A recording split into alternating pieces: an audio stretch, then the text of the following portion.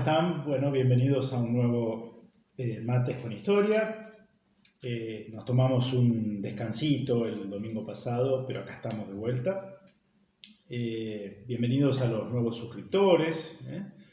Y muchas gracias por sumarse a este espacio que llamamos Mates con Historia y analizamos los temas que van apareciendo en las efemérides de nuestra historia, los temas sugeridos o propuestos por muchos de ustedes. Tratamos, en la medida de lo posible, de hacerlos realidad.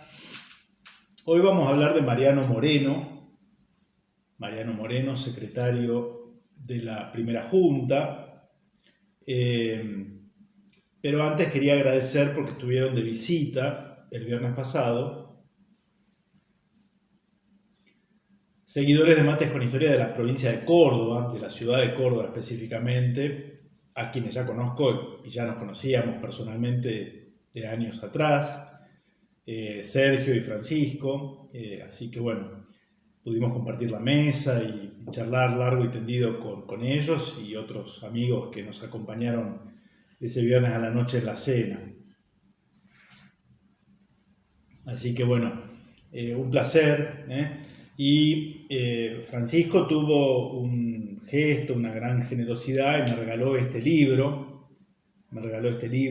Ensayos Históricos de Julio Irasusta, que voy a leer, por supuesto, y tuvo la amabilidad de dedicármelo. Les leo porque realmente es una dedicatoria muy, muy linda, ¿no?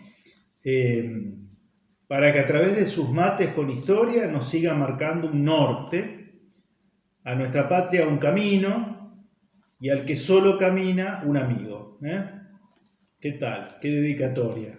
Muchas gracias, Francisco. Y en él y en Sergio un saludo a toda la gente y los seguidores de Mates con Historia de Córdoba. Ojalá pronto nos volvamos a poder reunir. Mariano Moreno, hemos hecho alusiones a su pensamiento, sobre todo el año pasado, cuando hicimos un Mates con Historia dedicado a la idea de patria. Ahí leímos parte de José María Rosa, su Historia Argentina. José María Rosa, un autor, un historiador. La idea de patria en Mariano Moreno, ¿no? Bueno, tan distinta a la de uno, tan distinta a la idea de patria de otros sectores que no son los del, llamémosle así, el liberalismo, ¿no? El liberalismo naciente en aquel siglo XIX y con sus contradicciones y bueno, las luchas civiles que fueron jalonando ese siglo, ¿no? Pero Mariano Moreno es una figura también para volver siempre sobre esa figura. Es curioso porque su paso por la vida pública, o por la política más estrictamente, duró apenas unos 6 meses. Desde su nombramiento como secretario de la primera Junta el 25 de mayo de 1810 hasta su derrota política el 18 de diciembre de ese mismo año, cuando él pierde esa votación interna en la Junta y la mayoría opta por incorporar a la Junta a los diputados de las provincias interiores, ¿no? Esto, ahora que se aproxima el 25 de mayo, lo vamos a volver a ver más adelante, en los próximos Mates con Historia, porque esta cuestión de que vienen diputados de Córdoba, de todo el interior del virreinato, a incorporarse a la Junta surgida en Buenos Aires e integrada por porteños básicamente, y ahí se genera un cortocircuito, ¿no? Bien, Mariano Moreno expresa el sentir de una minoría porteña, según la cual los provincianos de alguna manera no tienen nada que hacer en esa Junta, pero pierde, gana el sector saavedrista, que opta por incorporar, ¿no?, a los diputados del interior. Y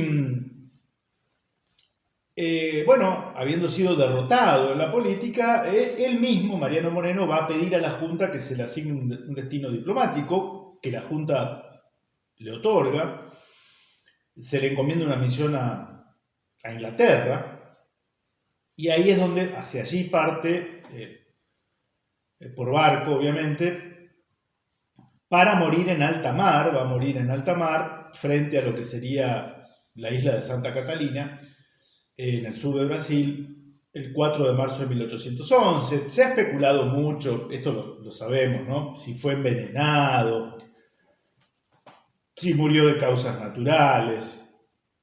Miren, yo no tengo precisión, va a morir en alta mar y va a ser, como era costumbre en la época, va a ser arrojado al mar, ¿no? Va a ser arrojado al mar, no se podía mantener el cuerpo a bordo.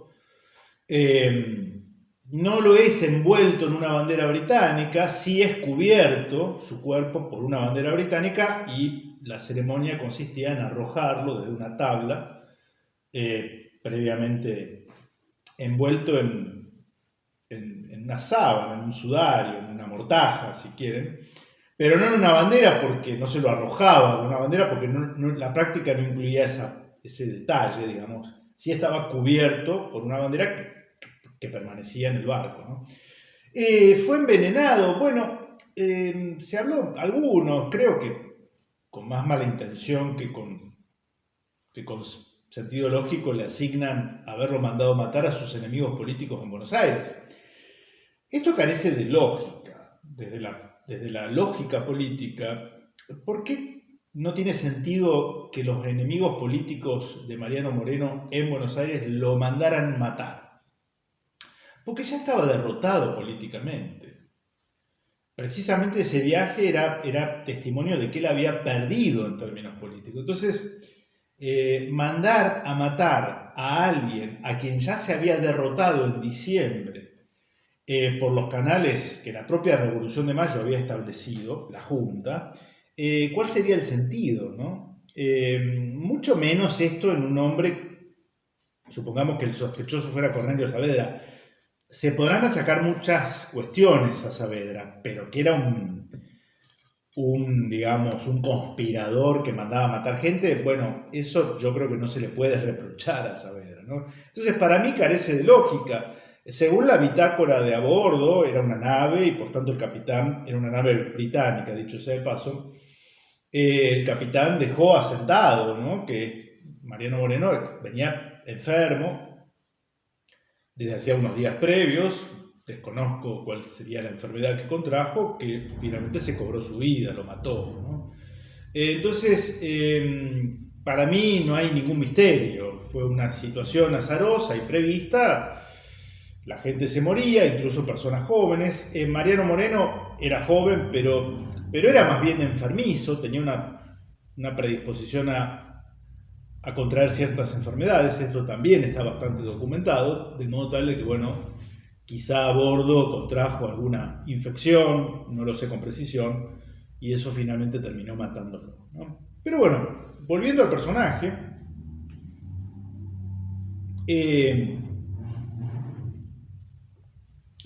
voy a leer algunas partes. José María Rosa acá habla de su carácter. José María Rosa tiene esta cosa, ya lo hemos visto cuando hablamos de Mitre. Él hace una descripción de cómo era el personaje en cuestión, como para tratar de comprender algunas actitudes suyas, ¿no? Y me parece interesante lo que opinaba José María Rosa de Moreno. Conducida por el secretario de Gobierno y Guerra, la revolución se deslizaría sin la efervescencia popular que no bastaba a suplir el entusiasmo de los contertulios del Café de Marcos. Los contertulios del Café de Marcos en esa época van a ser los morenistas, o sea, algunos jóvenes porteños, no muchos, pero claro, intelectualmente inquietos, relevantes, pertenecientes a los sectores llamados en ese momento decentes, la clase principal, ¿no? Los comerciantes del puerto, en fin, los que vivían en las inmediaciones de la Plaza Mayor, hoy Plaza de Mayo. El pueblo, el verdadero pueblo, se sintió ajeno a lo que se hacía en la fortaleza, la sede de gobierno, y lo que se redactaba en la Gaceta, ¿no?, el órgano oficial de difusión de la Revolución de Mayo. A pesar de la prosa encomiástica de los decretos y el redoblar de los gerundios de los bandos. No volverían los sectores populares hasta la noche del 5 de abril. Esto lo vimos, uno de los primeros mates con historia que hicimos fue la Revolución de los Orilleros. La Revolución de los Orilleros, revolución que se va a dar en Buenos Aires la noche del 5 al 6 de abril de 1811.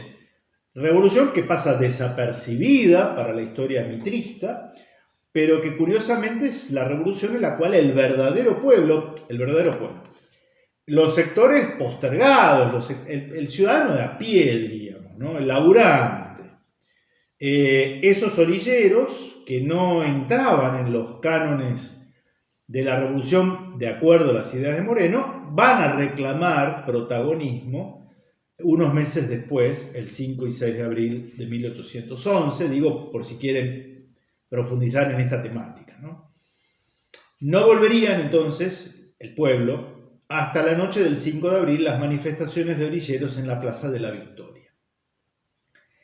Ni al recibirse la noticia de la Junta Fraterna de Chile o saberse el pronunciamiento favorable de Cochabamba, ni siquiera el 2 de diciembre de 1810, al llegar el parte de la victoria de Suipacha, apenas festejado con un banquete de oficiales. Un pueblo se impone con un caudillo. Saavedra pudo serlo y no lo fue. Y Moreno, que se hizo de la revolución, no era hombre de multitudes. Ni siquiera como Castelli o Paso de la pequeña multitud de la Peña de Café. Antes de 1810 vivía retraído en su bufete y lo siguió estando en su despacho en la fortaleza. Era un intelectual del tipo de quienes tratan de amoldar la realidad a los libros. Era un intelectual del tipo de los que intentan amoldar la realidad a los libros. Sus ideas políticas las había recogido en lecturas que le despertaban una fe hondísima. Un político de biblioteca y más de un solo autor o corrientes de ideas es la forma más cruel y deshumanizada del revolucionario. 31 años tenía en mayo de 1810. Qué jóvenes, ¿no? En general los hombres de mayo eran jóvenes. Había nacido en Buenos Aires el 23 de septiembre de 1778. Hijo de un hogar austero y religioso. Tuvo desde niño, dice su biógrafo y hermano Manuel, la pasión dominante de la lectura y rehuía la ocasión de distraerse con otros jóvenes. Fue a Charcas para ordenarse sacerdote. Charcas, el Alto Perú, en ese momento, lo hablábamos el otro día en familia, el Alto Perú, no nos olvidemos, que incluso con la creación del virreinato del Río de la Plata, que incluía el Alto Perú, hoy Bolivia, el Alto Perú, esa zona, Potosí, Cochabamba, La Paz, Sucre, Charcas o Chuquisaca en ese entonces, era la zona más rica y más poblada del virreinato. No lo era Buenos Aires o el litoral, eso va a venir después, ¿no? Entonces, fue a Charcas para ordenarse sacerdote, pero tropezó con Rousseau en la nutrida biblioteca del canónigo Terrazas y su profunda fe cambiará de objetivo. La puso en las reformas políticas y no se hizo eclesiástico, sino abogado. O sea, abandona la formación sacerdotal y se dedica a estudiar abogacía. En fin, bueno, ¿qué quiere que le diga?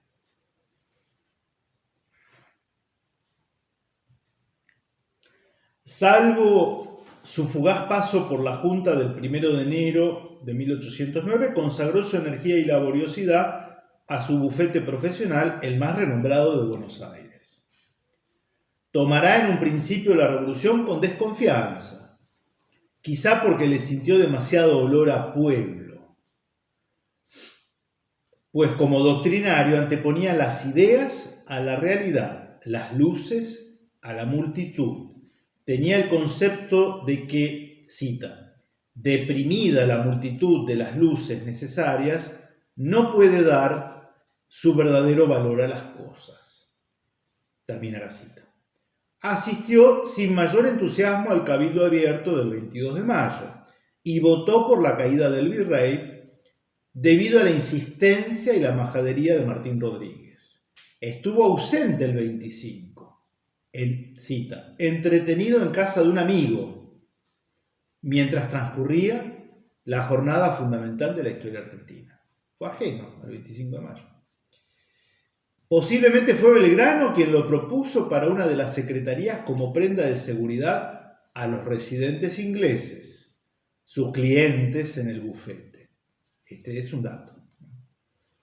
No nos olvidemos que él fue el autor de la representación de los hacendados como abogado de los comerciantes británicos, por más que se lea representación de los hacendados, quizá porque no hubiera quedado muy bien representación de los comerciantes británicos en Buenos Aires, donde defiende las ideas del libre cambio. Él era libre cambista, Mariano Moreno.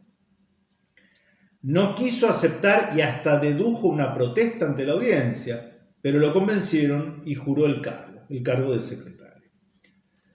Su carácter. Moreno había sido el niño serio de excelente conducta y aplicación que rehuía las juergas infantiles y se aislaba en el retiro del estudio. Le faltaba el conocimiento de los hombres y la sociedad para conducir una acción política. Era demasiado deshumanizado para ser un jefe y aplicar continuo el plano de operaciones. Ahora vamos a ver esto del plano de operaciones que se le atribuyó históricamente a Mariano Moreno, que algunos desmienten, otros, José María Rosa considera que ese plano de operaciones existió y que la pluma de Mariano Moreno, aunque no solo de él, estuvo detrás del mismo, ¿no? Era demasiado deshumanizado para ser un jefe y aplicar continuo el plano de operaciones que compuso. Un conductor necesita elegir las oportunidades, discriminar los matices y tonalidades y sobre todo necesita conocer la vida. Moreno solamente ofreció una energía arrolladora que si hubiese estado al servicio de la auténtica revolución americana, que nada tenía que ver con la ciudad perfecta imaginada por Juan Jacobo Rousseau, habría dado frutos preciadísimos. No debió salir del lugar que le dieron el 25 de mayo, ser el secretario que corrige lo que otro menos dotado intelectualmente, pero con mayor sensibilidad de la hora y la posición dicta a su buen saber y entender. Porque Moreno tenía las buenas virtudes de un secretario: laboriosidad, concentración en el estudio, integridad moral, pero le faltaban las de un jefe, que primordialmente sabe la realidad que conduce. Saavedra describe a Moreno, cita Saavedra, helado hasta el extremo. Su hermano Manuel, que también era helado hasta el extremo, lo llama activo y fogoso.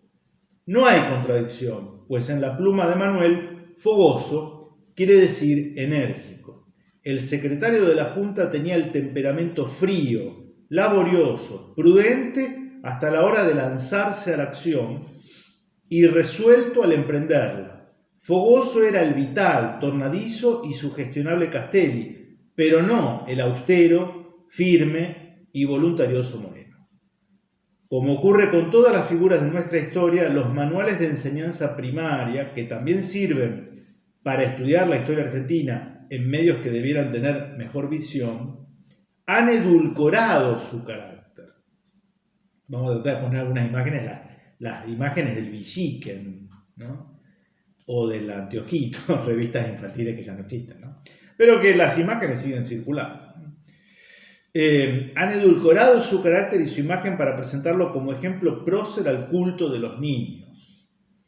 Así como nada tiene que ver el auténtico Moreno, enjuto, nervioso, picado de viruelas, con el joven regordete y apacible de las oleografías escolares, el dictador que se manejaba con el terrorismo y el engaño para hacer una revolución está lejos del idílico demócrata, creador de bibliotecas y fundador de la libertad de la imaginaria corriente. Bueno, acá José María Rosa tira lo suyo, ¿no? ¿A qué personaje de la historia puede acercarse Moreno? Tal vez a Robespierre, amanuense convertido en dictador, que también tuvo incorruptible la moral, firme la conducta, lógico el razonamiento jurídico y resuelta la crueldad. Ambos admiraban a Rousseau, pero el abogado de Arras amaba al pueblo, por lo menos retóricamente, y el de Buenos Aires, las luces no le dejaban ver a los gobernados. O a Gaspar Rodríguez de Francia, el dictador paraguayo, otro nervioso, frío, austero, solitario, misógino e implacable, que leyó a Rousseau aunque supo dejarlo de lado para reflexionar sobre la realidad que le había tocado gobernar. Quizá con algunos años Moreno habría dejado también las utopías para ceñirse a comprender el mundo que los circundaba. Era muy joven en 1810 y tal vez hubiera dejado de ser un intelectual de libros para ser un auténtico inteligente, de intus legere, leer adentro, comprender que además de conocer las letras, entendiera las cosas. Continúa después con esto que yo mencionaba al comienzo, la patria de Moreno, la idea de patria en Moreno, que analizamos en otro Mates con Historia del año pasado, al evocar una de las fechas patrias, ¿no? Vinculado su idea de patria con la de Esteban Echeverría, etc., ¿no? Y la cuestión del plano de operaciones, o algunos ponen plan de operaciones,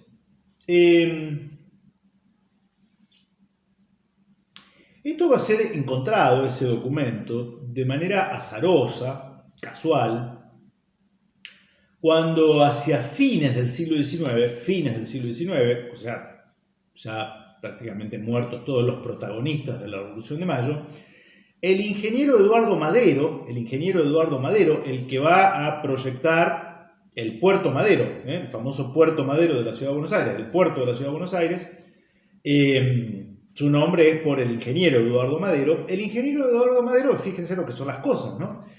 Estaba en Sevilla, visita el Archivo General de Indias, en Sevilla, porque buscaba documentación relacionada con el puerto de Buenos Aires, ¿no? Y ahí es donde se encuentra, de modo casual, buscando otro tipo de material, con este plano, ¿no? El nombre es largo, bueno, plano de operaciones, Claro, manda a hacer copias y, por supuesto, un hombre de su época le manda copias a los referentes de la historiografía nacional, Bartolomé Mitre, Adolfo Carranza, Norberto Piñero, en fin, a los historiadores, ¿sí? A los historiadores. Y entonces ahí se arma toda una... Paul Dussac, francés radicado en el Río de la Plata, se arma todo un debate, digamos, una polémica en torno a si atribuirle la autoría a ese plano de operaciones. El plano de operaciones, básicamente, ahora vamos a leer apenas un poquitito de José María Rosa. José María Rosa cree que, como dije, que esto obedeció a la pluma, ¿no?, de Mariano Moreno, pero no solo de él, quizá. Vamos a dar un dato ahí relevante. Otros historiadores de peso, por ejemplo, Vicente Sierra, me habrán escuchado nombrarlo y citarlo muchas veces, una persona seria, consideran que no, Mariano Moreno no fue el autor. Los que niegan que Moreno haya sido el autor del plano de operaciones consideran que en realidad ese plano de operaciones fue hecho por alguien vinculado a los realistas, precisamente para desprestigiar a la revolución en el Río de la Plata, ¿no? Y sobre todo a la figura de Mariano Moreno y los que sucedieron, ¿no?, tras la muerte de Mariano Moreno. El plano de operaciones se cree que es llamativo porque en realidad en Argentina, o lo que había sido el virreinato del Río de la Plata, nunca se tuvo noticia de él, ¿no? Pero circuló en la corte de Portugal, que estaba en Brasil, ¿sí? La corte portuguesa que estaba en Brasil, lo estuvo en los primeros años de la Revolución, y también circuló en España luego del restablecimiento en el trono de Fernando VII, ¿no? ¿Qué dice José María Rosa? Dice Belgrano, que también es secretario de la primera junta, ¿no? Fue nombrado por la junta en comisión secreta para redactar un plan de acción revolucionaria. Bueno, partamos de la base de que, por supuesto, si esto es un plan secreto de acción revolucionaria, obviamente no está firmado al pie, porque es un plan secreto, son directivas secretas que alguien elabora para que la Junta tenga un manual de instrucciones sobre cómo llevar a cabo la revolución. Esa era la idea. Por tanto, porque alguien podrá preguntar, ¿y cómo no era que estaba, no sé, el copyright? Y bueno, es que son instrucciones secretas, ¿entienden? El 15 de julio de 1810 señala los problemas fundamentales a estudiar y la Junta, en votación secreta, encomienda el 18, está citando, pero no pone la nota a pie, la cita a pie, digamos, pero aparentemente está citando a algún autor o algún documento que ha estudiado, José María Rosa. Y la Junta, en votación secreta, encomienda el 18 a Moreno, él, y acá está el nombre completo, el plano de operaciones que el gobierno provisional de las Provincias Unidas del Río de la Plata debe poner en práctica para consolidar la grande obra de nuestra libertad e independencia. Debiendo, cita, quedar exento de las penurias de contribuir al desempeño de sus funciones hasta llegar a concluir la comisión que se le destinaba, fin de la cita. Al público se daría el pretexto de una indisposición corporal del secretario. O sea, según José María Rosa, a propuesta de Belgrano, la Junta le encomienda, de modo secreto, a Mariano Moreno la elaboración del plano, para lo cual lo releva de sus funciones. Como diciendo, dedicate full time a esto, estamos en julio, mediados de julio de 1810, y mientras estés abocado a esto, estás relevado de tus funciones, según José María Rosa. Yo no digo que esto sea así o haya sido así, pero José María Rosa, que también es un autor que a mí me merece mucha confianza, porque estudió desde las fuentes, consultó archivos, etc. Bueno, por algo lo dice, ¿no?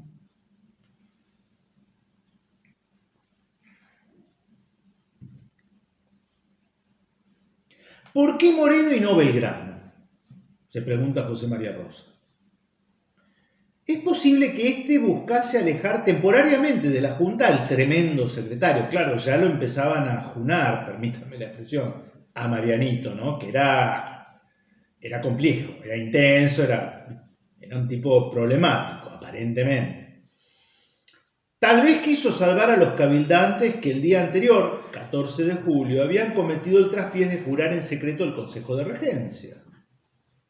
O a Liniers y sus compañeros de la muerte que les reservaba a Moreno. Mariano Moreno va a ordenar el fusilamiento de Santiago Liniers, lo analizamos, creo que en el segundo Mates con Historia que hicimos, les vamos a dejar el link. Pues el 15 de julio ya se conocía el fracaso de su tentativa y se esperaba de un momento a otro que cayesen en poder de los revolucionarios, Liniers.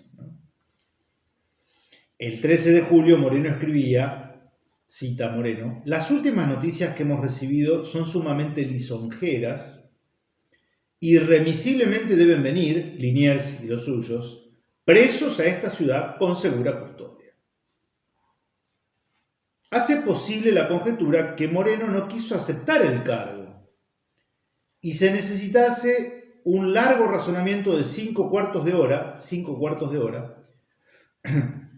para convencerlo de sacrificarse en obsequio a la libertad. Si este fue el propósito, resultó un chasco, porque Moreno se dio maña para redactar el plano y asistir a la Junta. O sea, si la idea era sacárselo encima, encomendándole esta tarea, no lo lograron. Donde el 28 impuso el fusilamiento de Liniers, 28 de julio, y de sus compañeros. No se había contado con su infatigable laboriosidad y sus rencores tenaces. Supongo que Belgrano habría empezado a trabajar en el plano y entregó a Moreno sus borradores, conjetura de José María Rosa sobre el contenido del documento. Me baso en que la parte económica, esto es importante, que contradice la política, porque la parte económica del plano de operaciones es proteccionista en términos económicos, no es librecambista. Y Moreno era librecambista y no era proteccionista. Por tanto, lo que dice José María Rosa, ¿no? Me baso en que la parte económica que contradice la política tiene ideas y estilo del redactor del Semanario de Comercio. Tiene el estilo de Belgrano. Hay giros del plano. Vieron que uno cuando uno lee, cuando uno sigue a un autor, uno se da cuenta de que hay giros, hay formas, como de hablar, como de escribir, ¿no? Entonces, si uno después lo ve en otro lado, por más que uno no sepa quién es el autor, uno dice, esto me recuerda a fulano, mengano. Hay giros del plano, como aquel de la primera parte del capítulo 3, cita al plano. Se han arruinado y destruido todos los canales de la felicidad pública, fin de la cita, que Belgrano usa constantemente. Por ejemplo, en el informe del 15 de julio, últimamente destruidos todos los canales de la felicidad pública, etc. El conocimiento de oscuros gauchos de la zona de Mercedes, en la banda oriental, que no pasaban de cabos de milicia y capataces de estancia, contenidas en el capítulo 4, muestran la injerencia de Belgrano, que precisamente tenía una estancia en Mercedes, hoy República Oriental del Uruguay, y Moreno no había pisado nunca la banda oriental. El plano, después mostraré las razones para aceptar en parte su autenticidad, debió ser, en mi opinión, una obra conjunta de Belgrano y Moreno, como la representación de los hacendados, donde aquel puso la urdimbre y este bordó el tejido. Y después empieza a analizar esto. Yo les recomiendo que, para no extendernos nosotros, ¿no?, que vayan y que también consulten otros autores, ¿no? Entonces habla de, por ejemplo, los medios revolucionarios, la propaganda. Entonces él dice, lo que en el plano aparece como la propaganda revolucionaria se correlaciona con lo que son varias ediciones de La Gaceta, que era el órgano periodístico de la revolución. La insurrección popular, o sea, hay un bajísimo concepto de lo que eran los pueblos por parte de quien escribió el plano de operaciones, que se correspondía en parte con la opinión muy menguada de lo que sobre el pueblo tenía, de los sectores populares me refiero, Mariano Moreno.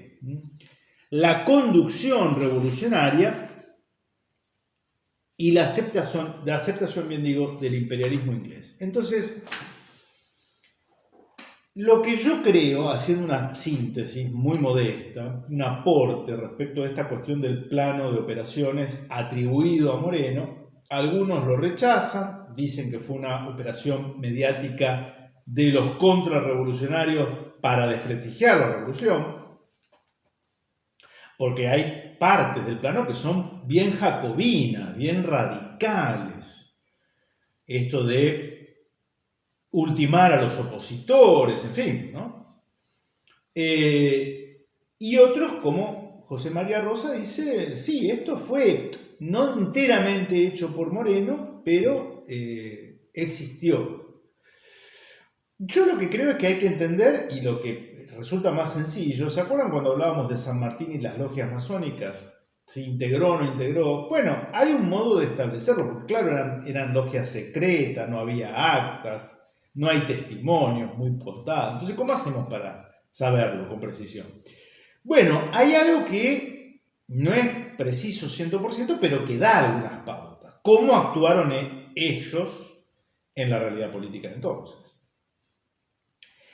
Y la realidad es que en esos pocos, escasos 6 meses en los cuales Mariano Moreno va a estar en el gobierno, lo que él impulsa Y por eso los cortocircuitos permanentes con Cornelio Saavedra, que representa otro modo de entender el proceso revolucionario, bueno, van a tener mucho de lo que está contenido en el plano de operaciones. Por ejemplo, él es el responsable, aunque va a ser seguido por la Junta, de fusilar a los que se resisten a acatar las decisiones o a reconocer legitimidad a la Junta porteña. Santiago de Liniers y otros. O sea, la aplicación de una política de exterminio de los opositores. En un momento en el que reinaba la confusión. No era muy claro qué es lo que había que hacer. Y tampoco era muy claro la legitimidad de la Junta de Mayo. Sobre esto vamos a volver el próximo o el siguiente Mates con Historia. Vamos a detenernos en lo del Cabildo Abierto del 22 de mayo, una parte importante del proceso de Mayo, ¿no? Es curioso. Mariano Moreno, en su actividad profesional como abogado en Buenos Aires, había estado ligado a los intereses de los comerciantes británicos radicados en la ciudad puerto, que a su vez tenían como socios locales a los viejos contrabandistas del puerto de Buenos Aires. Esto ya lo hemos analizado muchas veces, ¿no? Y es curioso que él es el responsable de que se fusile a Santiago de Liniers, que era el héroe de la reconquista y la defensa de Buenos Aires. Justo tuvo que matar a Liniers, que era un hombre de enorme popularidad, porque fue precisamente quien echó a los ingleses en 1806 y quien organizó la defensa en la segunda invasión inglesa en 1807. La primera persona elegida virrey del Río de la Plata por voto popular a través del Cabildo. Luego, nombramiento refrendado por el rey de España, que no le quedaba otra alternativa, ¿no? Moreno lo manda a fusilar a Liniers. Es, podríamos decir, Liniers la primera víctima de la revolución, entendida al modo jacobino. Y la Revolución de Mayo finalmente va a adoptar políticas librecambistas, ¿no? Entonces, y otra cuestión también, no menor, esa antipatía, por decirlo menos, que Moreno siente, exterioriza ante la idea de que en el manejo de la cosa pública, en ese proceso de autonomía, se incorporen las voces de los representantes del interior profundo. Moreno no quiere saber nada con eso. No quiere saber nada con eso. Bien, estos tres elementos, y algunos más que podemos decir, encajan perfectamente en la idea o en las ideas volcadas en el plano de operaciones, de modo tal que uno dice, bueno, ¿quién fue el autor? Si quieren podemos hacer periciales caligráficas. Aunque sabido es que la copia que encuentra Eduardo Madero en el Archivo General, el Archivo General de Indias en Sevilla, es una copia precisamente. En ese momento las copias se hacían a mano, ¿no? Y por tanto yo tengo un documento que seguramente no es el original, ¿no? Pero ya no hace falta un poco entrar en esos detalles, sino que basta con constatar, comprobar si lo que se daban como instrucciones secretas para el gobierno revolucionario en el plano de operaciones, luego es un poco, en mayor o menor medida, lo que se llevó a cabo desde el gobierno de la Junta Provisional, la primera Junta desde Buenos Aires, ¿no? Yo creo que algunas cosas coinciden llamativamente.